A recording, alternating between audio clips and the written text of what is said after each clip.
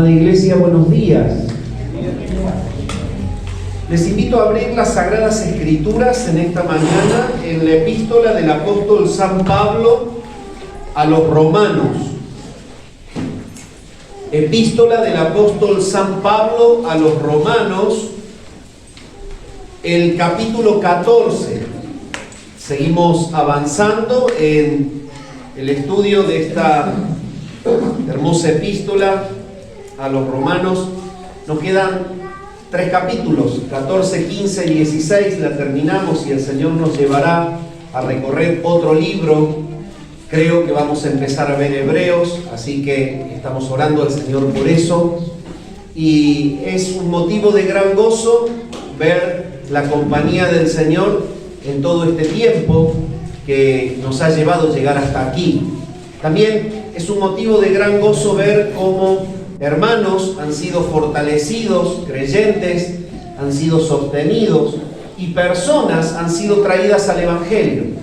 La verdad que para la Iglesia ha sido realmente una bendición abordar la epístola a los Romanos. Bueno, vamos a leer el párrafo que tenemos que desarrollar hoy. Y es el párrafo que se extiende desde el versículo 1 al versículo 16 del capítulo 14. Dice así la palabra del Señor: recibid al débil en la fe, pero no para contender sobre opiniones.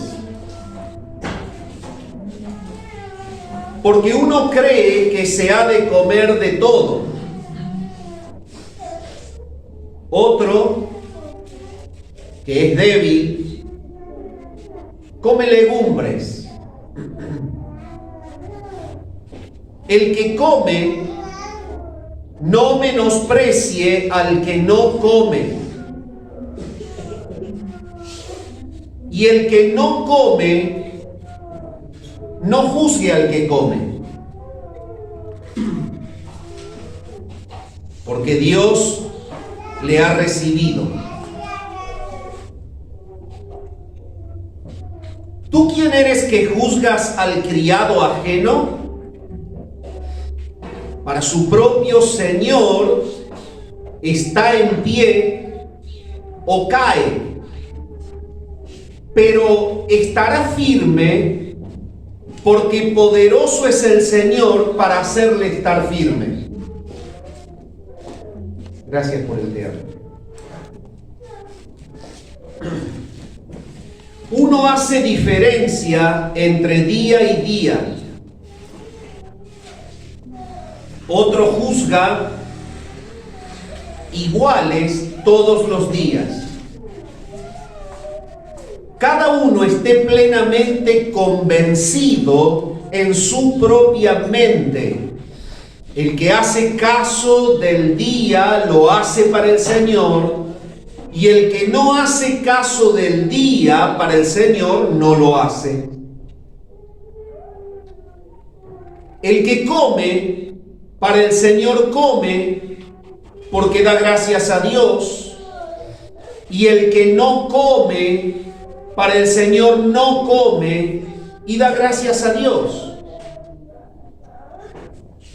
Porque ninguno de nosotros vive para sí y ninguno muere para sí, pues si vivimos para el Señor vivimos, y si morimos para el Señor morimos.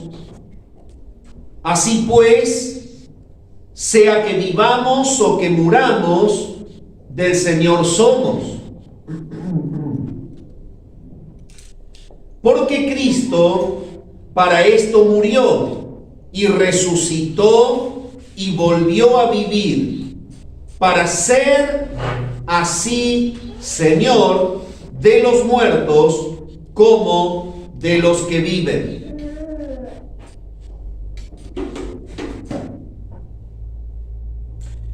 Pero tú, ¿por qué juzgas a tu hermano? ¿O tú también, por qué menosprecias a tu hermano? Porque todos compareceremos ante el tribunal de Cristo. Porque escrito está: vivo yo, dice el Señor, que ante mí se doblará toda rodilla y toda lengua confesará a Dios. De manera que cada uno de nosotros dará a Dios cuenta de sí. Así que ya no nos juzguemos más los unos a los otros, sino más bien decidid no poner tropiezo u ocasión de caer al hermano. Yo sé y confío en el Señor Jesús, que nada es inmundo en sí mismo, mas para el que piensa que algo es inmundo, para él lo es. Pero si por causa de la comida tu hermano es contristado, ya no andas conforme al amor. No hagas que por la comida tuya se pierda aquel por quien Cristo murió. No sea pues vituperado vuestro bien, porque el reino de Dios no es comida ni bebida, sino justicia, paz y gozo en el Espíritu Santo. Porque el que en esto sirve a Cristo agrada a Dios y es aprobado por los hombres. Y el último, el 19, dice: así que sigamos lo que contribuye a la paz y a la mutua edificación. Hasta aquí nomás leemos en la lectura en esta mañana. Bien, mis amados hermanos, el sermón de hoy se titula Recibimiento Sobrenatural. Y seguimos viendo justamente en el desarrollo de la epístola cómo Pablo viene abordando la problemática de los conflictos que había en la iglesia de Roma. De esto viene tratando la epístola.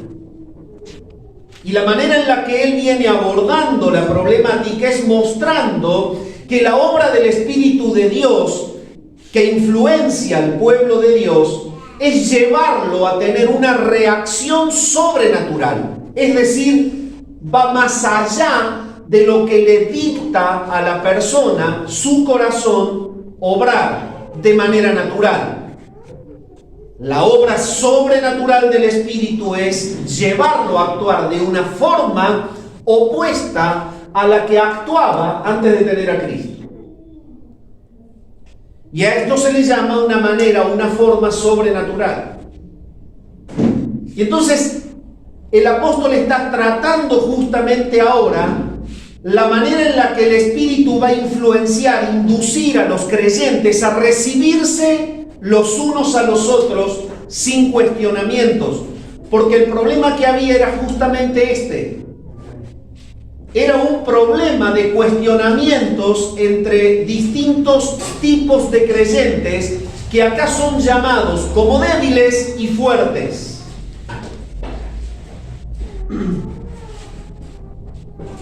Puntualmente, la población a la cual se lee la epístola tenía la problemática de creyentes que no querían recibirse o no querían recibir a otros y los menospreciaban por la conducta que tenían de no querer comer carne.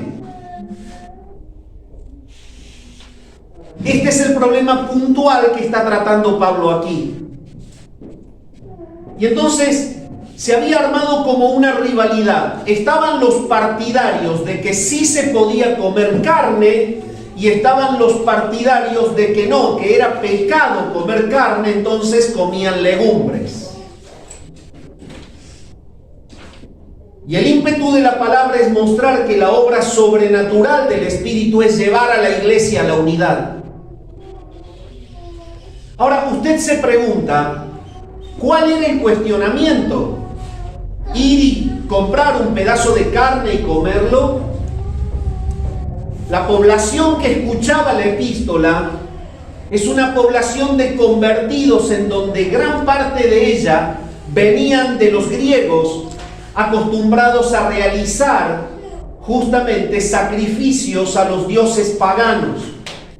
Y la costumbre que había en la antigüedad era que cuando se sacrificaba un animal para ofrecerlo a un dios pagano, luego tomaban la carne del animal, lo que quedaban, y lo vendían en las carnicerías, y desde las carnicerías se vendía al público.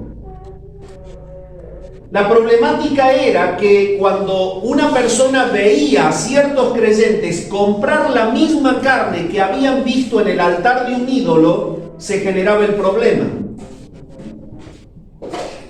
Decían, pero ¿cómo puede ser que está comiendo de la carne que ofrecieron en el altar a Moloch, a cualquier dios?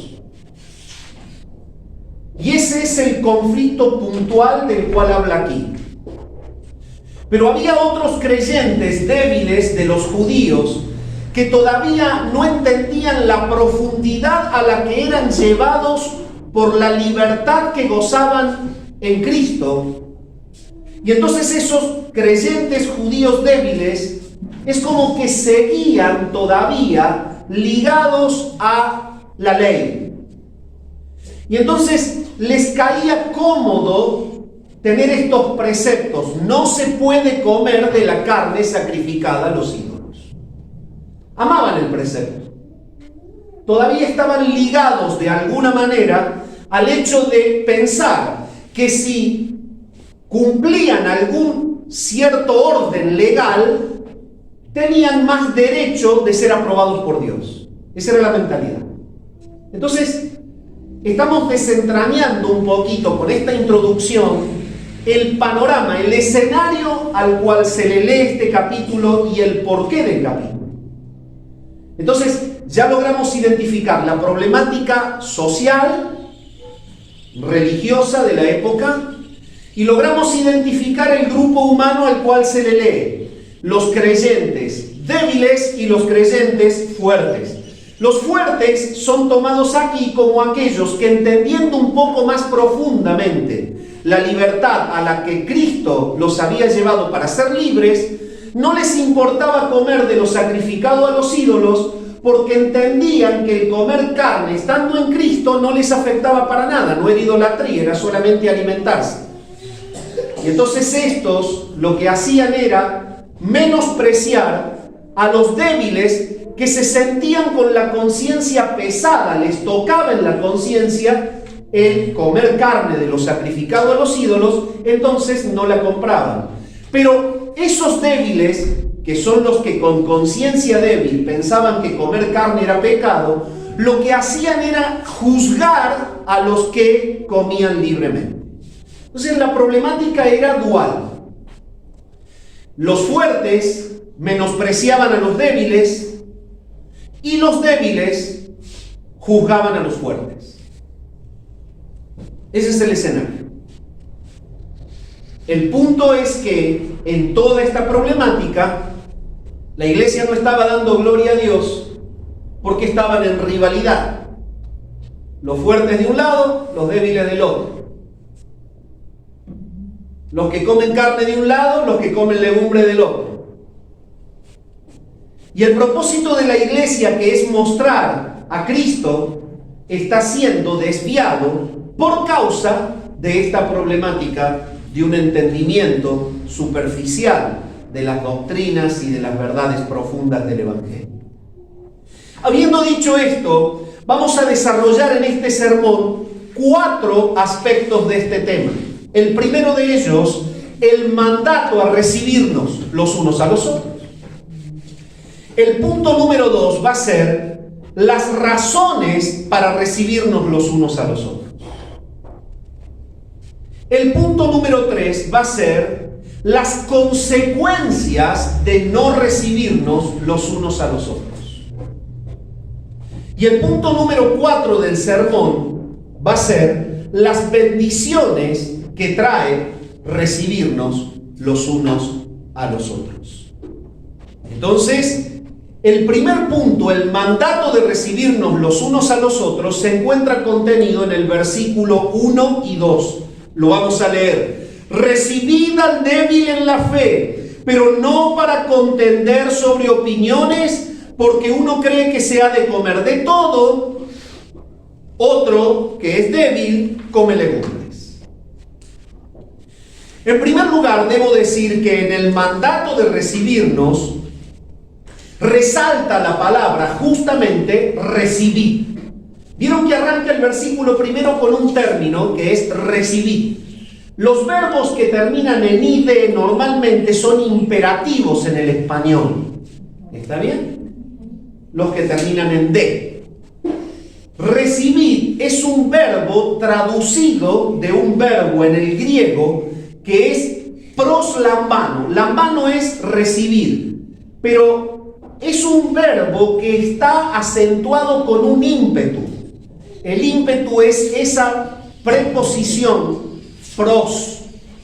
proslambano. O sea que no es recibir común, sino que al tener la preposición pros es un ímpetu en recibir como una orden. Por eso es que con esa terminología del original se traduce a un imperativo en el español, y entonces el sentido es que no es una expresión sujeta a la determinación nuestra, no es una sugerencia, sino que es un mandato del Señor a recibir. En segundo lugar, la palabra recibir, que proviene de este término griego, recibir, está bajo un accidente gramatical que es la voz media. La voz media en el griego significa que el sujeto, la persona que realiza la acción que indica el verbo, está siendo parte consciente y voluntaria de dicha acción. Esto quiere decir que la persona voluntariamente, con disposición, de manera inteligente, recibe. Los lugares en la Escritura donde podemos encontrar este término, lo podemos ver, por ejemplo, en Hechos 28:2.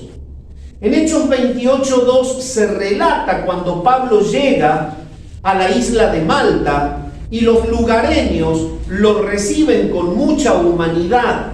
Cuando la palabra dice que nos recibieron con no poca humanidad, ahí utiliza proslambano.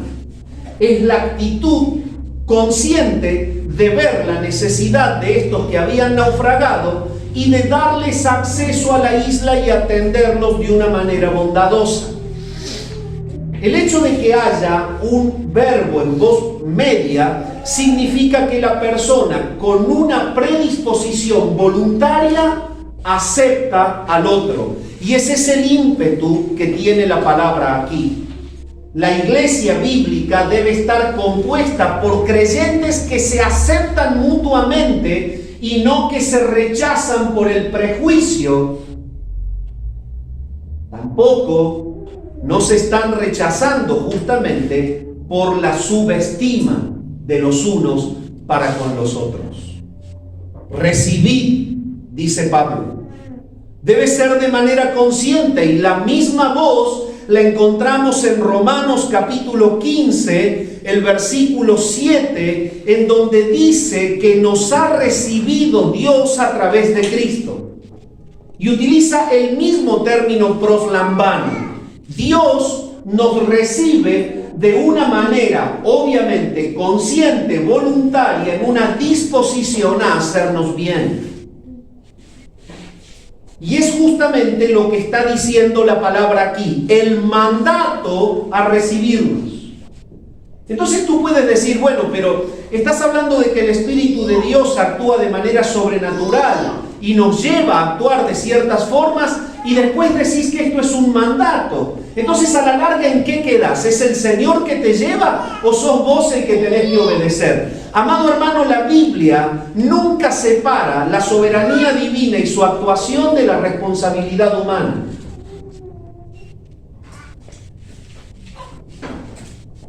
Nunca separa la soberanía divina de la responsabilidad humana. ¿Cómo conjugamos la verdad de que el Espíritu Santo está llevando a actuar sobrenaturalmente al creyente y que el apóstol le diga con un imperativo lo que tienen que hacer y que no está sujeto a que la persona pueda decidir si le gusta o no. Es una orden, no es una sugerencia condicionada, sino que es una orden. Bueno, en realidad se conjuga de esta manera. Las órdenes que el Espíritu Santo dicta son aquellas que Él mismo respalda con su acción para llevar al creyente a Cristo. ¿Se dan cuenta? Responsabilidad y soberanía van de la mano. O dicho de otra forma, cuando tú te encuentres con un imperativo en la Biblia, no tienes que caer en el conflicto de decir, pero pará. Si el Señor me lleva por el Espíritu Santo esto, ¿por qué me pide que yo lo haga? Y si yo no quiero, y bueno, hacé la prueba de no querer. Y después decirme cómo te va. El punto es que la orden es lo que el mismo Espíritu dictó. Y es hacia lo que Él va a perseguir que el creyente haga.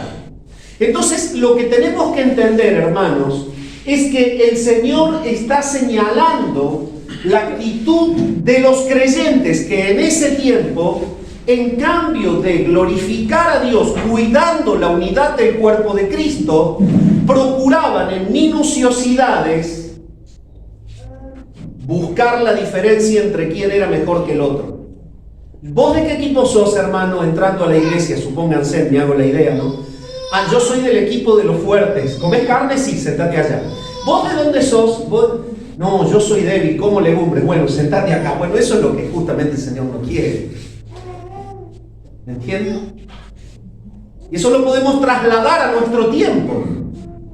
Hoy a lo mejor el problema no es que vayamos a la carnicería y que compremos un pedazo de carne, aunque algunas denominaciones tienen problema con la morcilla y demás, y cuando vengan un atado de morcilla en una parrilla la hincan y la tiran como para ser más espirituales y le tiran el asado al otro.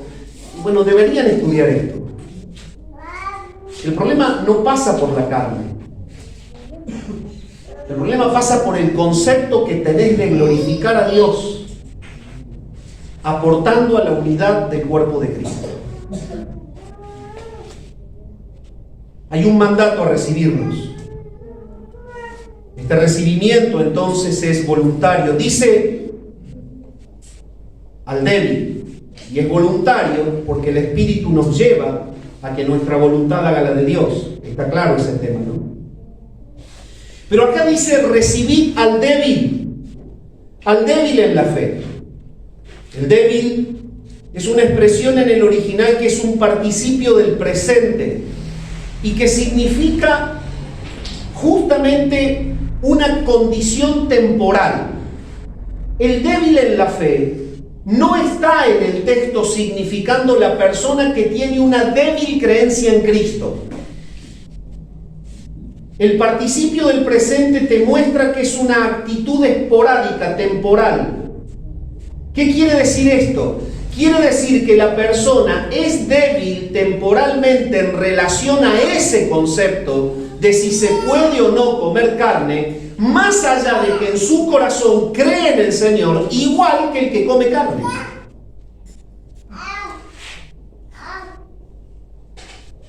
Y esto nos está hablando de las cuestiones que hoy en día podemos vivir. El hermano tiene que ser recibido en tu casa con el amor de ser tu hermano, hijo del mismo Padre, no porque tenga una convicción diferente en la escatología. A ver, ¿vos sos amilenial o sos dispensacional? Si sos amilenial, vení, pasá que te abrazo. Si sos dispensacional, y no, somos primos hermanos, no somos hermanos. Ese es el mismo problema de hoy.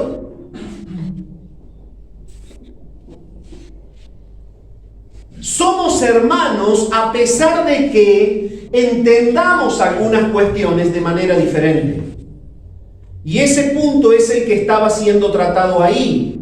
Recibid al débil. Era la persona débil de conciencia, a pesar de que en su fe en Cristo era tan fuerte como el otro.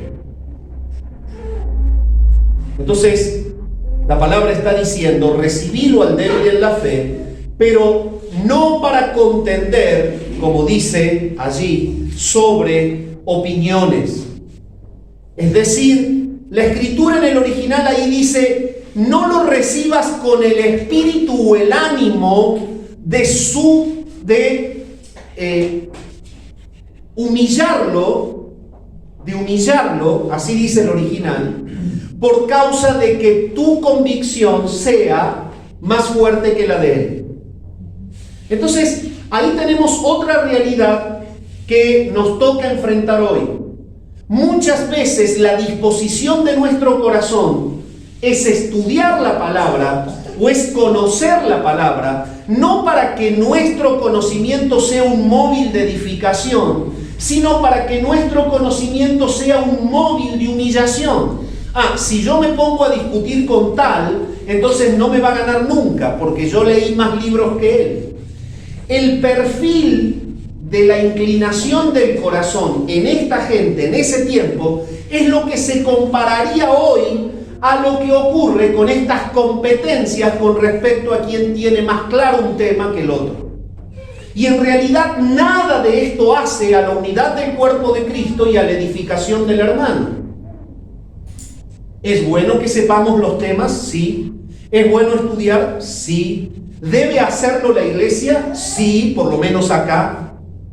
Todo hombre que esté en el ministerio tiene que pasar por una escuela. Sí, es bueno. Lo que no es bueno es decir, porque yo pasé por la escuela, soy más que fulano de tal. Y ahí está el problema que el apóstol está atacando. Entonces, lo que debemos entender es esto: no recibas al débil en la fe con el propósito de decir, cae un débil. Mira, ¿quién viene? Viene el hermano Aristóbulo.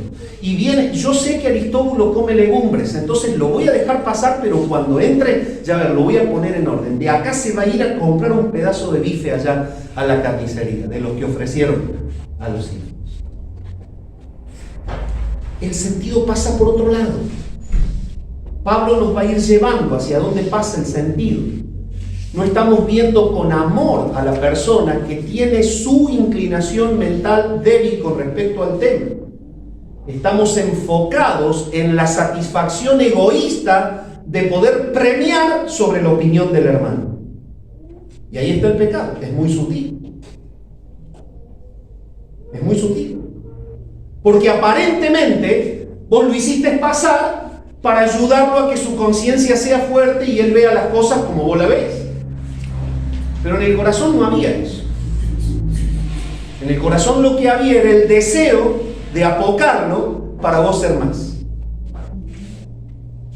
Pablo está viendo todo esto y el Espíritu de Dios lo está llevando a que justamente obre él de una manera, o obren los creyentes de una manera distinta. Entonces, no debes recibir al débil en la fe para contender sobre cuestiones, porque uno cree que ha de comer de todo y otro que es débil come legumbres. Entonces, ya sabemos que la discrepancia venía por ahí. Pero fíjense lo que dice la palabra en San Mateo, el capítulo 18 y el versículo 6 al 10. Noten que el perfil de la enseñanza de la palabra está de acuerdo con esta enseñanza del Señor. San Mateo, capítulo 18, el versículo 6 dice: y cualquiera que haga tropezar a alguno de estos pequeños que creen en mí, mejor le fuera que se colgase al cuello una piedra de molino de asno y que se le hundiere en lo profundo del mar. Ay del mundo por los tropiezos, porque es necesario que vengan tropiezos, pero hay de aquel hombre por quien viene el tropiezo. Por tanto, si tu mano o tu pie te es ocasión de caer, córtalo y échalo de ti. Mejor te es entrar en la vida cojo o manco, que teniendo dos manos o dos pies ser echado en el fuego eterno. Y si tu ojo te es ocasión de caer, sácalo y échalo de ti. Mejor te es entrar con un solo ojo en la vida, que teniendo dos ojos ser echado en el infierno de fuego. En realidad, toda esta escritura es dicha a creyentes, y en realidad el Señor está llamando la atención al creyente que no valora ni respeta lo que es propiedad de Dios, los hijos de Dios. A veces se toma esta porción y dice, bueno, pero esto es el ataque del mundo al creyente. No. Dice, hay del mundo por los tropiezos. Es necesario que vengan, pero hay de aquel hombre por quien viene el tropiezo.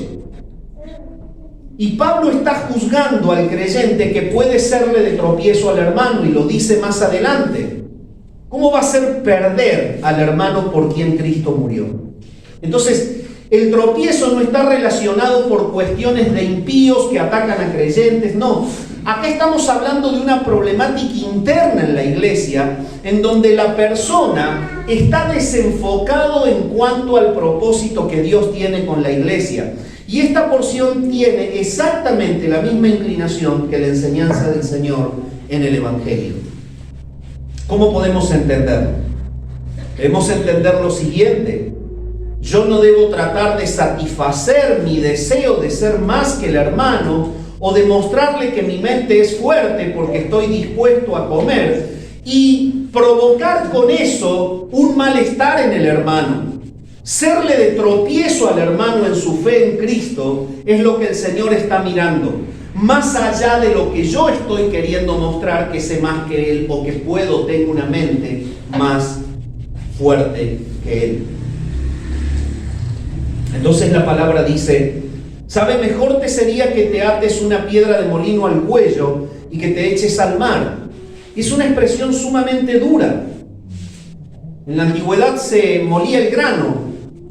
La piedra de molino de asno era una rueda de piedra ancha que circulaba sobre un canal con un eje tomado hacia una punta, y el animal tiraba desde la mitad del eje y hacía oscularlo en forma circular. Y esa piedra circulaba sobre una U y todo el grano era puesto ahí. Entonces el peso de la piedra reventaba el grano y eso sacaba la harina del trigo. Esa piedra de molino de asno obviamente pesaba toneladas, porque la tenía que tirar un asno, no la podían mover los hombres. Era para la fuerza de un animal. Y el Señor está hablando, digamos, de una forma magnificada de cuánto Él repudia que el creyente esté ensimismado en su egoísmo y que no se fije lo que le puede causar al hermano más débil. ¿Entienden?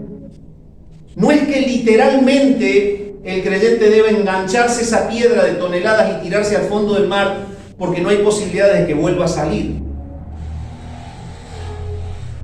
sino que lo explica más abajo. Si tu ojo te es ocasión de caer, sácalo y échalo de ti. En la Edad Media, los creyentes entendían literalmente esto y se sacaban los ojos o se mutilaban. El punto es que el Señor está dando en forma figurada una enseñanza sobre el verdadero repudio que le causa a Él cuando el creyente está desenfocado con respecto a edificar al hermano, a que la iglesia crezca y no a satisfacer su propio egoísmo personal. Cuando dice sacate el ojo, cortate la mano, está diciendo asegúrate de que por ningún medio tus actitudes sean de estorbo y de tropiezo para el hermano más débil.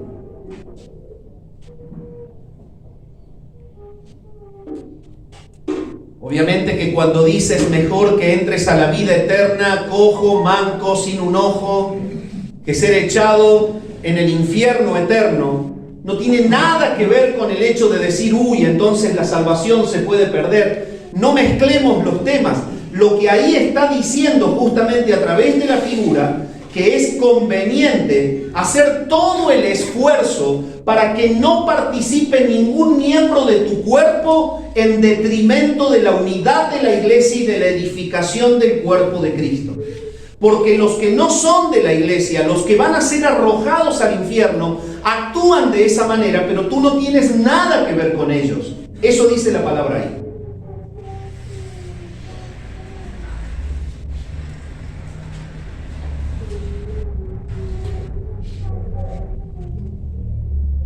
El punto número 2 del sermón se refiere a los motivos o las razones para recibirnos y se extiende desde el versículo 3 al versículo 12. Vamos a ir notando lo que la palabra nos enseña como razones para recibirnos de una manera correcta. El que come no menosprecia al que no come, y el que no come no juzgue al que come, porque Dios le ha recibido. ¿Tú quién eres que juzgas al criado ajeno? Para su propio Señor está en pie o cae, pero estará firme, porque poderoso es el Señor para hacerle estar firme. Uno hace diferencia entre día y día, otro juzga iguales todos los días. Cada uno esté plenamente convencido en su propia mente. El que hace caso del día lo hace para el Señor, y el que no hace caso del día para el Señor no lo hace. El que come para el Señor come, porque da gracias a Dios, y el que no come para el Señor no come y da gracias a Dios, porque ninguno de nosotros vive para sí, ninguno muere para sí. Pues si vivimos para el Señor vivimos, y si morimos para el Señor morimos. Así que ya no vivamos, así pues, sea que vivamos o que muramos, del Señor somos. Porque Cristo para esto murió, resucitó y volvió a vivir, para ser Señor así de los muertos como de los que viven. Pero tú que juzgas a tu hermano, o tú también, ¿por qué menosprecias a tu hermano?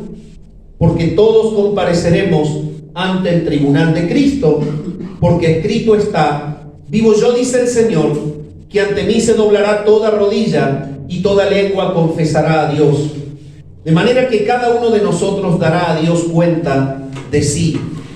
Este es el bloque del párrafo al cual se refiere el segundo punto del sermón: las razones para recibirnos como el Señor lo ha diseñado. ¿Cuáles son estas razones? La primera de ellas la encontramos en el versículo 3. El versículo 3 nos muestra lo siguiente: nosotros debemos recibir al débil en la fe por una simple y sencilla razón, porque Dios lo ha recibido.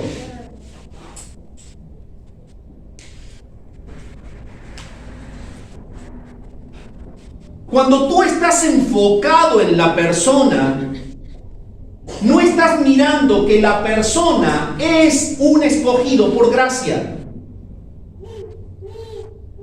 Cuando tú estás enfocado en una mente débil, por causa de que ese cristiano no tiene suficiente información quizás, o tiempo en el Evangelio, estás actuando bajo una actitud legal de querer imponerte sobre la persona y quizás menoscabarlo o enjuiciarlo, expulsarlo de tu casa o sacarlo de tu vida, o que te sea complicado juntarte con él porque no piensa como el que conoce toda la enseñanza. Pero el Señor no lo está viendo como tú lo ves. El Señor lo ve como hijo de Él. Eso es lo que dice ahí: Dios lo ha recibido. Más allá de que sea débil, Dios lo ha recibido.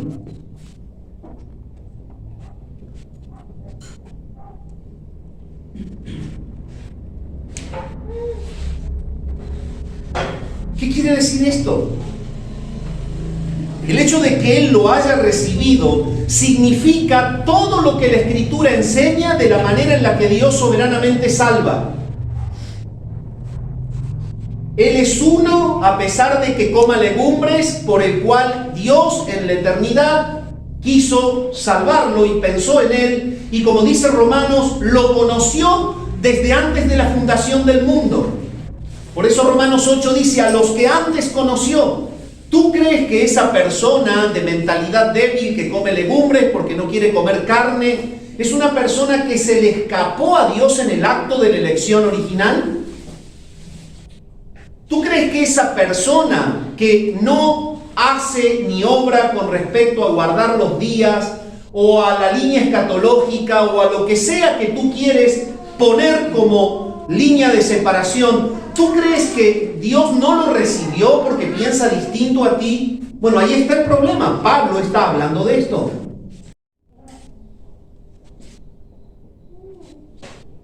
¿Cuál es mi vínculo entonces para con los que son de Dios? No solamente que Él los ha recibido en la eternidad, sino que el Padre, a todos esos que Él ha recibido, dice la palabra que los ha entregado al Hijo. Él mismo lo dice: Padre, tuyos eran y me los diste. Y de todos esos que me diste, yo no perdí ninguno. A todos esos los voy a resucitar en el día postrero. Entonces Dios los ha recibido, Dios se los ha entregado al Hijo, el Hijo los ha comprado en la cruz, y resulta ser que un hermano de ellos, que también es recibido por Dios, por una cuestión de satisfacción egoísta y personal, por una competencia, lo que hace es atacar, es efectuar un atentado a la planificación salvadora de Dios. Y este es el pecado que Pablo está juzgando en la iglesia. Es un atentado a la planificación salvadora de Dios. ¿Por qué debo recibir al débil? Porque Dios lo ha recibido. Entonces, si tú en esta mañana, mi amado hermano, has tenido la inclinación de no darle entrada en tu casa a un hermano débil porque ve las cosas distintas que vos, pedile perdón al Señor, porque el Señor lo ha recibido a él. Y el problema está en que si uno toca a uno de sus pequeños, toca a la niña de sus ojos. En segundo lugar, la segunda razón por la cual nosotros debemos recibir al hermano se encuentra en el párrafo que se extiende desde el versículo 5 al 9, cuando habla del señorío de Cristo. La segunda razón es porque el Señor es soberano para cada creyente.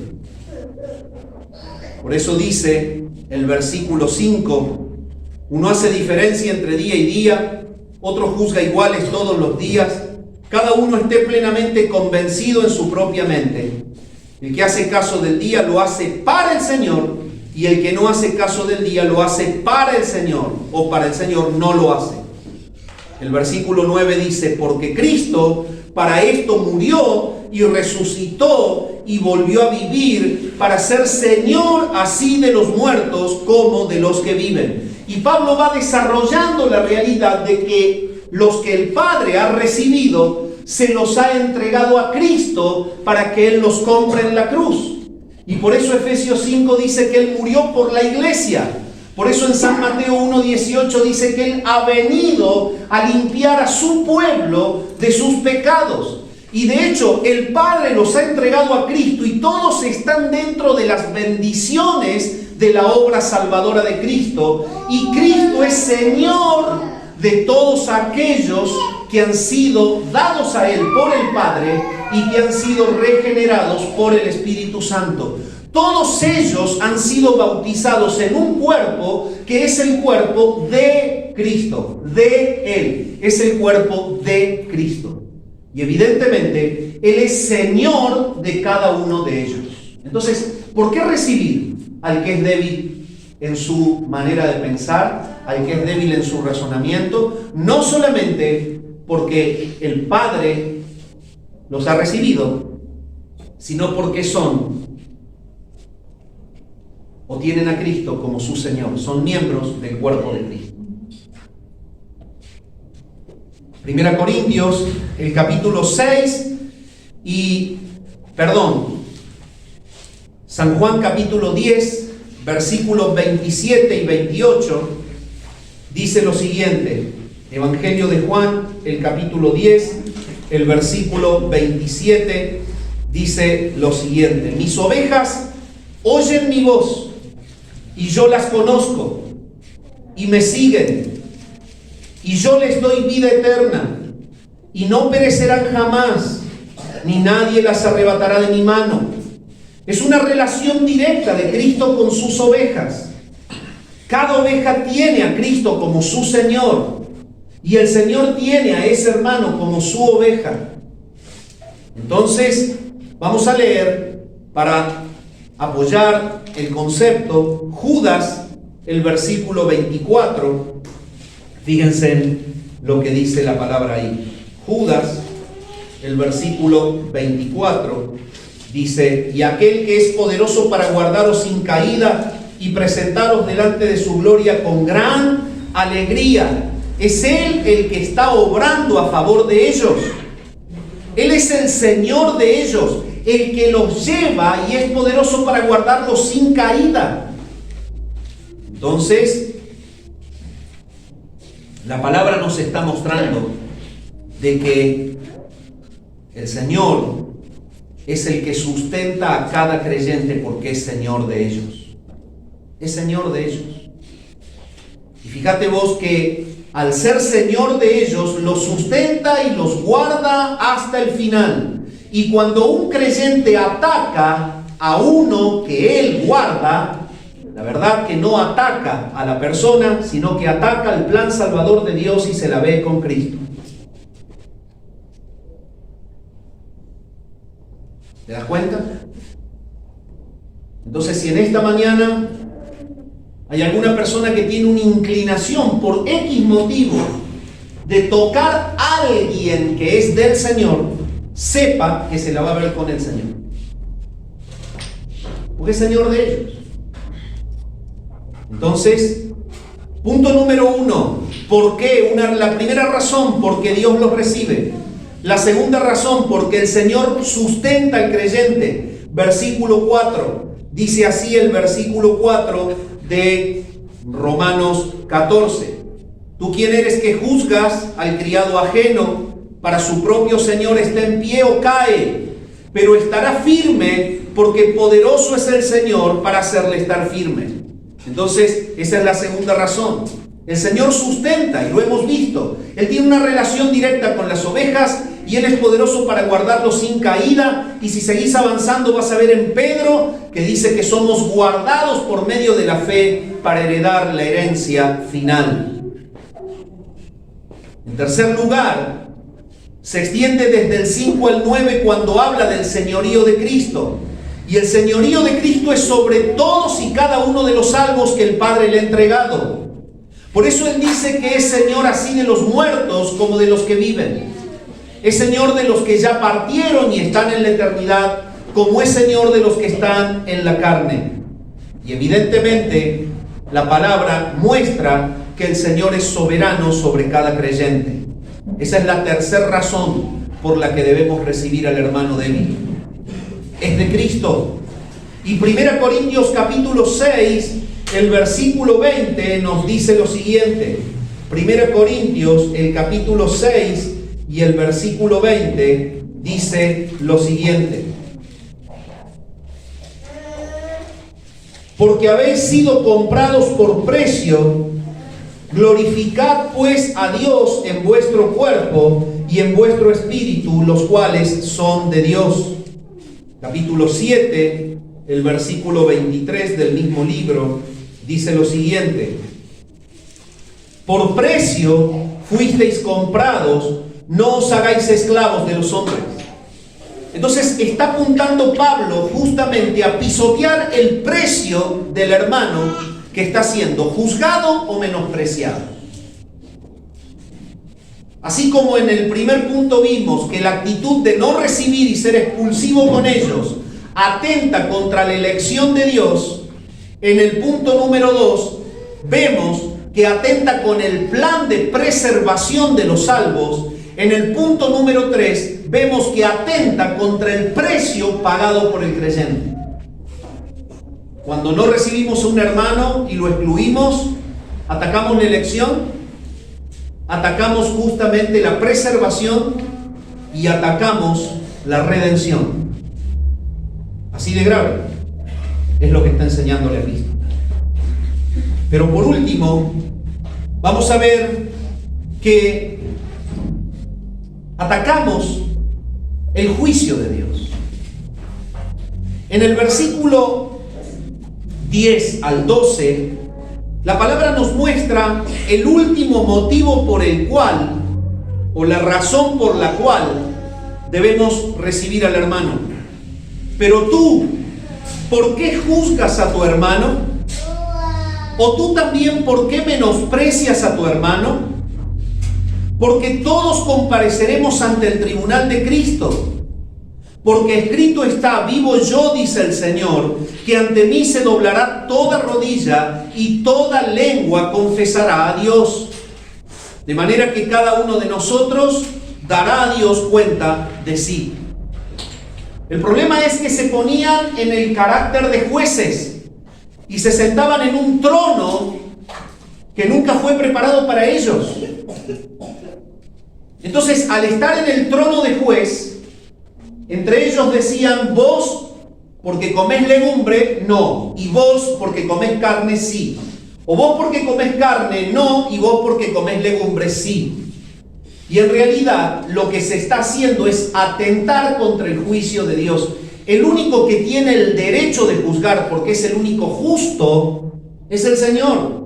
Y por eso es que remite a toda la iglesia al bima, al tribunal de Cristo. Remite a toda la iglesia al bima, al tribunal de Cristo. Y entonces dice que todos compareceremos ante el tribunal de Cristo. Entonces, mi hermano, cuando tú te sientes movido a juzgar a un hermano por X actitud, pensamiento o manera de interpretar una enseñanza o un tema, en este caso era el de comer carne o no, debes entender que eso va a ser juzgado por el único que tiene derecho y por el único que tiene autoridad para juzgar a cada uno. Entonces, puede quizás al escuchar usted este punto agarrar y decir: ah, bueno, entonces en la iglesia cualquiera hace cualquier cosa. No. La diferencia es que la palabra no nos autoriza a juzgar sobre cuestiones que no son vitales con la salvación. Pablo mismo en Gálatas capítulo 6 dice: si alguien viene y les trae un evangelio que es diferente al que ustedes han escuchado, no lo reciban en casa ni le digan bienvenido. Eso es un juicio de exclusión. Y ese juicio de exclusión está siendo proclamado por Pablo, el mismo que dice acá: no juzguen. Entonces debemos entender la diferencia entre un juicio y el otro. Por ejemplo, también Pablo dice: al hombre que cause divisiones dentro de la iglesia, reconvenilo una vez, reconvenilo dos veces, citalo, habla una, habla dos, habla tres, sigue en rebeldía, échalo. Es fácil. Es un juicio. ¿Sabes por qué? Porque te divide la iglesia. Entonces, el punto es que hay distintos grados de juicio. El juicio del cual está hablando acá es el juicio de cuestiones que no son vitales. Ninguna persona va a dejar de ser salva por comer legumbres o por comer carne. Entonces, no es algo que te lleve a que puedas juzgar y determinar una exclusión. Lo echamos de la iglesia porque come porotos y lo dejamos entrar porque come vaca o chancho.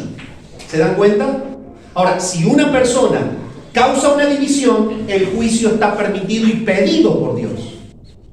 ¿Entienden la diferencia?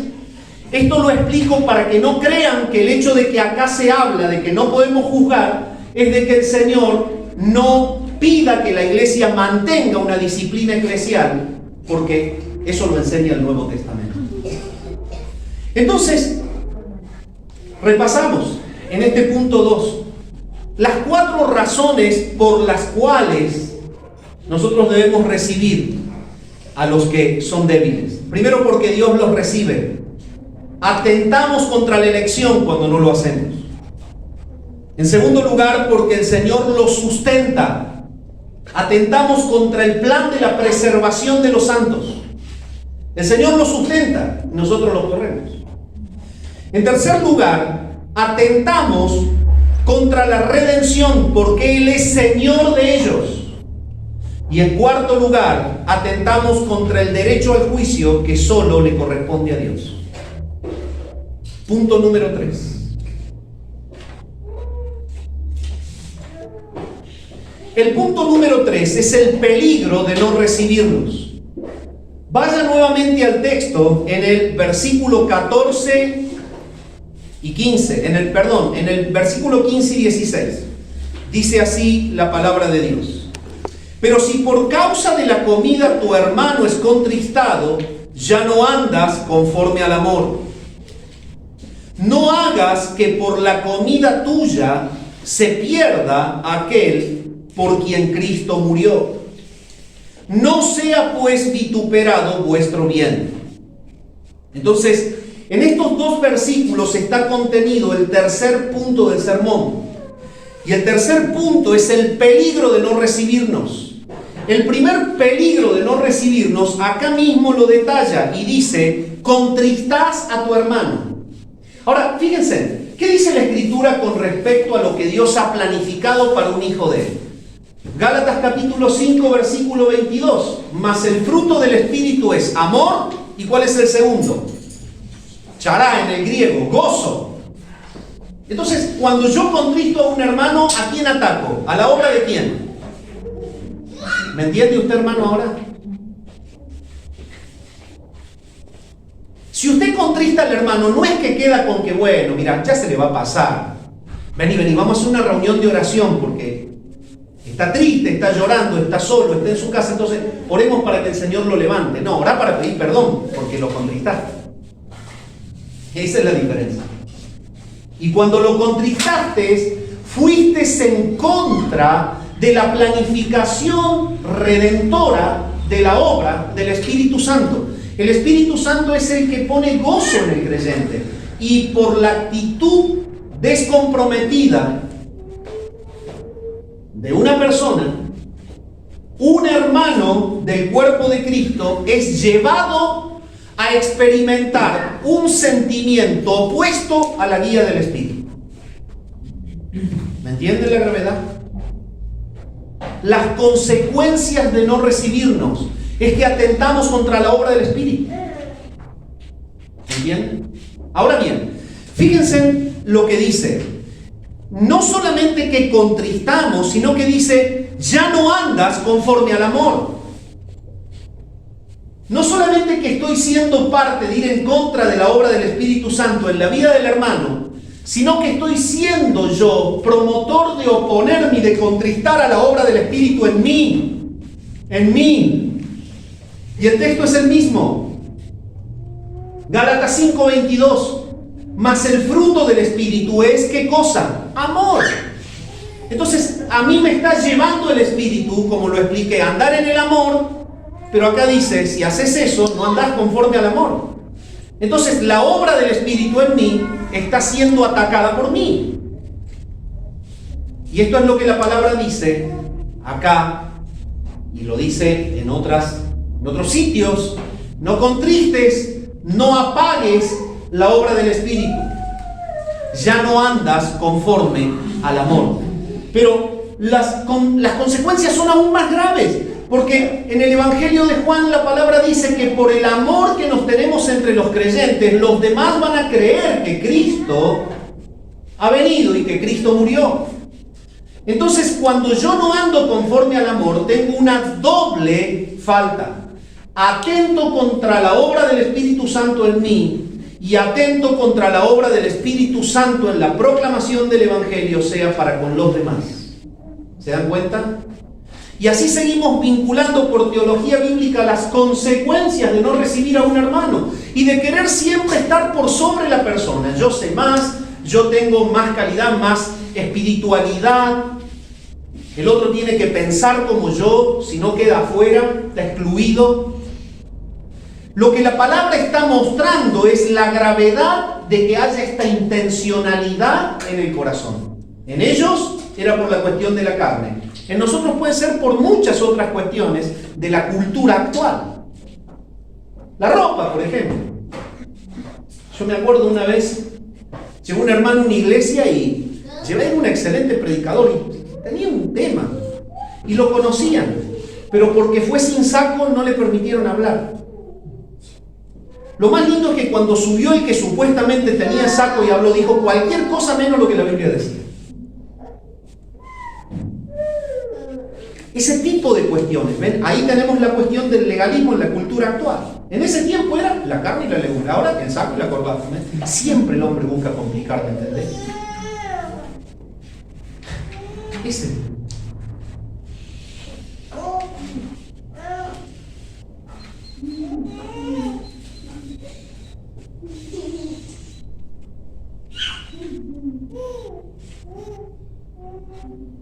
¿Cuál es el tercer punto de las consecuencias de no recibirnos? Fíjate lo que dice ahí abajo, versículo 15. No hagas que por la comida tuya se pierda aquel por quien Cristo murió. ¿Vio, hermano? Ese texto habla de que la salvación se pierde. No habla de que la salvación se pierde. Si bien en el original la palabra dice, en el término que se pierda aquel por quien Cristo murió, es el mismo término que se usa para hablar de perdición eterna, lo debemos relacionar al contexto.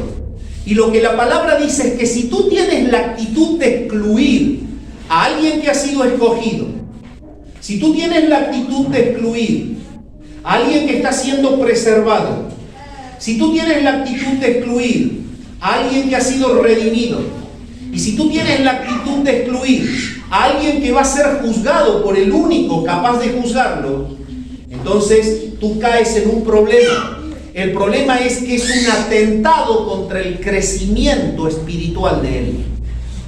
El hecho de que se pierda aquel por quien Cristo murió es que la actitud del creyente está haciendo pedazos, así es el ímpetu del original, está haciendo pedazos a ese hermano en una etapa vital de su crecimiento espiritual.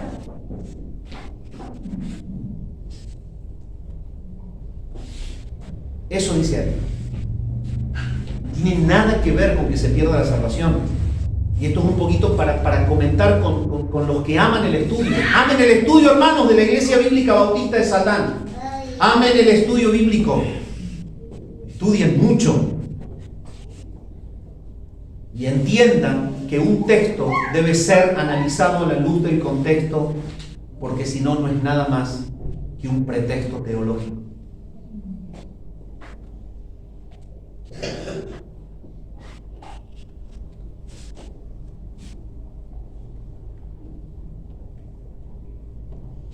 Pero hay una causa más. Noten lo que dice abajo. Porque el reino de Dios... me pasé un texto, es el 16. No sea pues vituperado vuestro bien.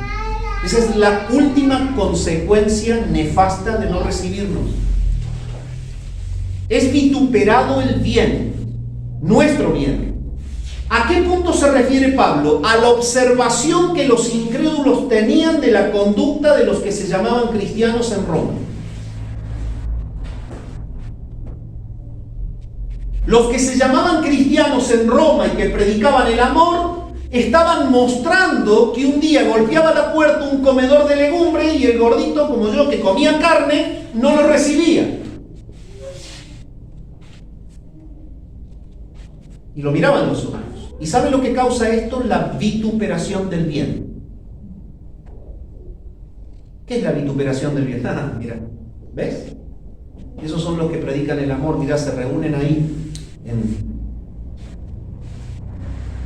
me olvidé, Eva Perón 536. Pero mira, no recibe al hermano. Mira, lo saca. Esa es la vituperación del bien. No sea pues vituperado vuestro bien. Entonces, 4 consecuencias nefastas de no recibir al hermano. Contristar al hermano es oponerse directamente a la obra del Espíritu Santo a él. No andar conforme al amor es atentar contra la obra del Espíritu Santo hacia mí. Hacer perder al hermano por quien Cristo murió es destruir el proceso de crecimiento en él. Perder crédito frente a los inconversos es vituperar nuestro bien. ¿Sabe, mi amado hermano? Vamos a ver qué dice 1 Corintios 8:13. A ver qué dice Pablo en otra carta. Dice así: por lo cual, si la comida le es a mi hermano ocasión de caer, no comeré carne jamás, para no poner tropiezo a mi hermano. Entonces, es como que Pablo, cuando trata el mismo tema, pero en la iglesia de los Corintios, él les dice: escúchame, es mucho más importante que dejes de satisfacer tu deseo de comer carne hoy. Es mucho más importante que tú dejes eso y no que lo pases por alto y hieras, destruyas al hermano por quien Cristo murió. No lo hagas. En cuarto lugar, la bendición que provoca recibirnos. La bendición que provoca recibirnos está en el versículo 17 y 18, porque dice: el reino de Dios no es comida ni bebida, sino justicia, paz y gozo en el Espíritu Santo. Y es esto lo que la palabra está mostrando. La actitud de la iglesia debe ser la actitud que muestra a Cristo. Acá habla de que somos miembros de un reino. La palabra nos dice en Colosenses capítulo 1 que el Padre debe ser glorificado por nosotros porque hemos sido trasladados del reino de las tinieblas al reino de su amado Hijo. Dios ha planificado en Cristo la restauración de todo el orden creado. El propósito que Dios se trazó en Jesucristo es volver a reconstituir lo que el pecado destruyó. Y así como la Biblia arranca en un Edén con expulsión por causa del pecado, termina en una nueva Jerusalén con una gloria, Cristo, el Padre, el Espíritu Santo y los creyentes. La expulsión original es reconstituida por Cristo en la gloria final. Lo que la palabra está mostrando es que si la actitud del creyente es esta, está pisoteando el propósito de Dios en Cristo. El reino de Dios no consiste en comida o en bebida. No consiste en que el creyente predique con saco o sin saco, que use barba o que no use barba, que tenga tal ropa o tal otra. El estándar del reino pasa por la justicia, la paz y el gozo. No es importante qué es lo que come un hermano. Lo importante es que vos, teniendo a Cristo, no actúes justamente con Él. No es importante lo que deja de comer o cómo se viste un hermano. Lo importante es que si tú vives paz en la relación con Él. Lo importante no es qué cosa el hermano cree o piensa, porque puede no tener los elementos necesarios para entender la verdad de otra manera. Lo importante es que tú no le ataques su gozo, y lo importante es que tú vivas el gozo de Cristo. Entonces, el reino de Cristo es el que debe ser vivido en la persona, y cuando Cristo mora y reina en la persona, ningún hermano le cierra la puerta al otro, querido. Eso es seguro. Cuando Cristo reina en una persona, ningún hermano le cierra la puerta al otro.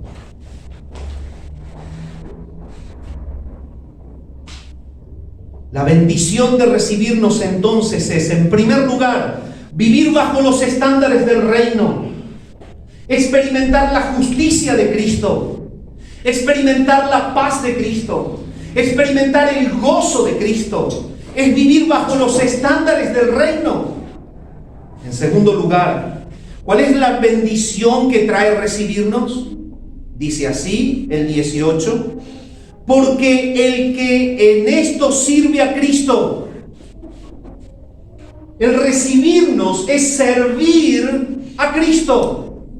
¿Por qué es servir a Cristo? Porque nosotros somos la comunidad del reino. Un reino que está expandiéndose en el mundo, y cuando yo amo al hermano, lo contengo, le abro la puerta, lo amo, vivo en paz con él, disfruto el gozo de la salvación y soy justo para con él, lo que hago es servir a Cristo. ¿Por qué sirvo a Cristo? Porque es su reino, no el mío. El problema de ellos es que cambiaron el trono. Cuando una persona está sentada en el trono de Cristo, se cree que el reino es de Él. Y esas son las personas competitivas. Esas son las personas que cierran puertas. que andan por la espalda. Esas son las personas que buscan destruir a otros. El que se sienta en el trono de dueño del reino no ama al hermano. Eso es lo que Pablo dice. Pablo está diciendo que el que sirve a Cristo es el que recibe al hermano. ¿Por qué? Porque entiende que el reino es de Cristo y no de la persona. ¿Se entiende? El reino es de Él. Entonces, ¿cuál es la bendición de recibirnos? En primer lugar, vivir bajo los estándares del reino. En segundo lugar, servir a Cristo. En tercer lugar, es agradar al Padre. El que sirve a Cristo agrada a Dios. Agrada al Padre. ¿Y sabe una cosa, mi amado hermano? ¿Sabe usted para qué salvó pecadores el Padre? Para su gloria. ¿Sabe para qué levantó una novia para su hijo? Para su gloria. Y para que esa novia exalte al hijo, le glorifique al hijo, lo honre al hijo, ame al hijo. Y cuando yo cuido el reino del hijo, caigo en agrado del Padre. Pero cuando yo no cuido el reino del hijo y me siento en el trono como rey, no caigo en agrado del Padre. Y ahí viene el problema. Serios problemas.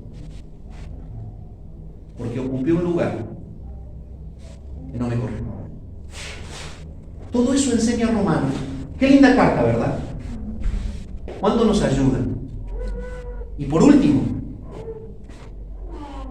¿cuál es la bendición de recibirnos?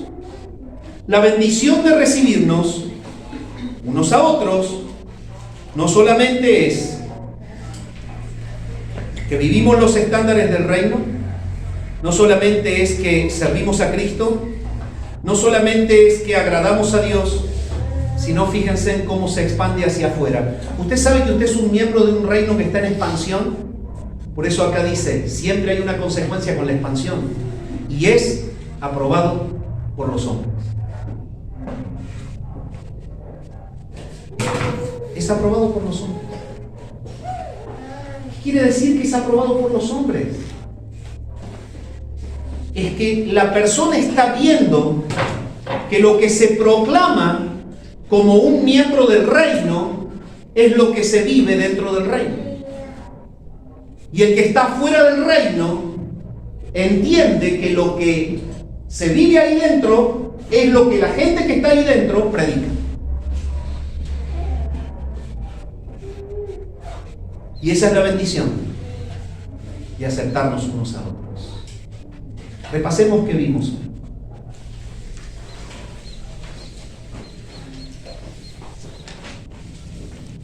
Solamente como un repaso y doy el cierre final.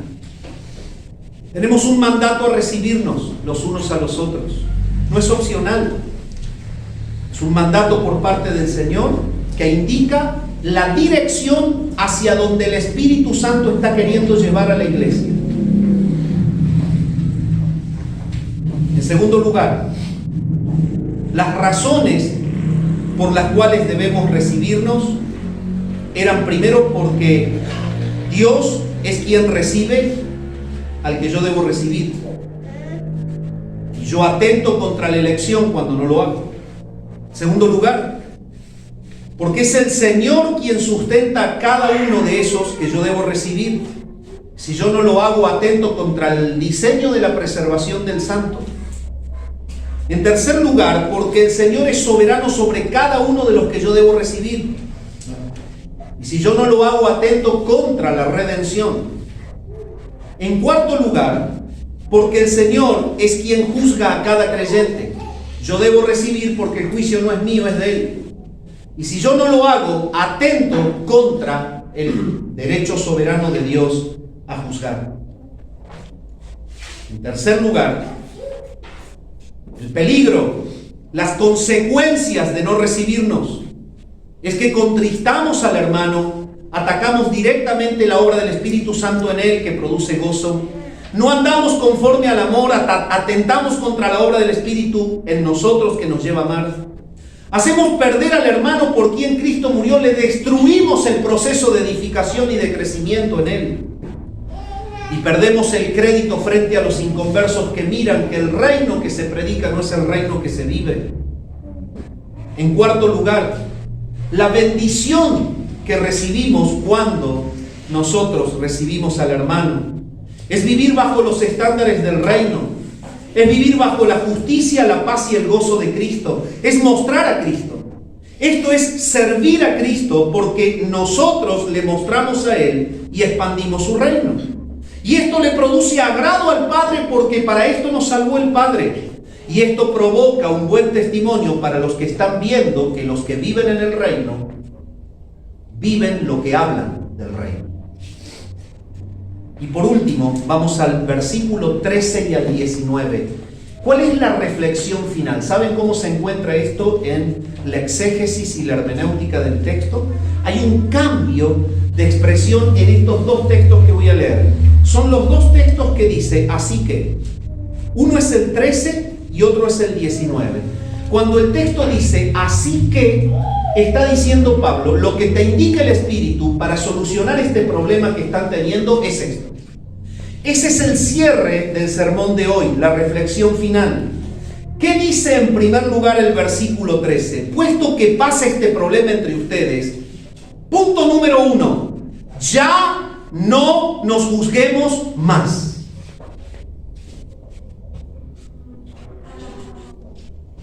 ¿Cuántas veces en la semana o en el mes, hablando con alguien, juzgaste al hermano? El día es hoy. El arrepentimiento es hoy. Ya no nos juzguemos más. Expliqué el tema del juicio, ¿no? Expliqué que estamos frente a un juicio de cuestiones superficiales que no hacen a la salvación. No nos juzguemos más. Este es porque va a la iglesia sin el saco. Este es porque se deja el pelo un poquito más largo. Este es por cuestiones que no hacen a la salvación. Ya no nos juzguemos más. En segundo lugar, la palabra está indicando otra cosa más en el versículo 13. Decidamos quitar los tropiezos.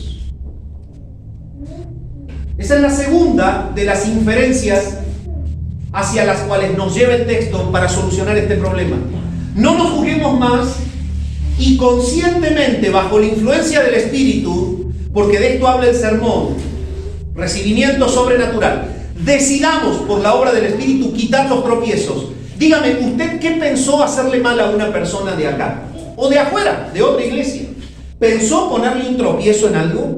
¿Viste? Mira, yo no puedo conseguir manipular, no puedo conseguir lograr que él haga como a mí me gusta, entonces voy a ir por la espalda y voy a hacer esto. Y lo hace. Le comunico algo, cuando el Señor defiende a alguien le puede hacer lo que usted quiera, no le va a hacer nada.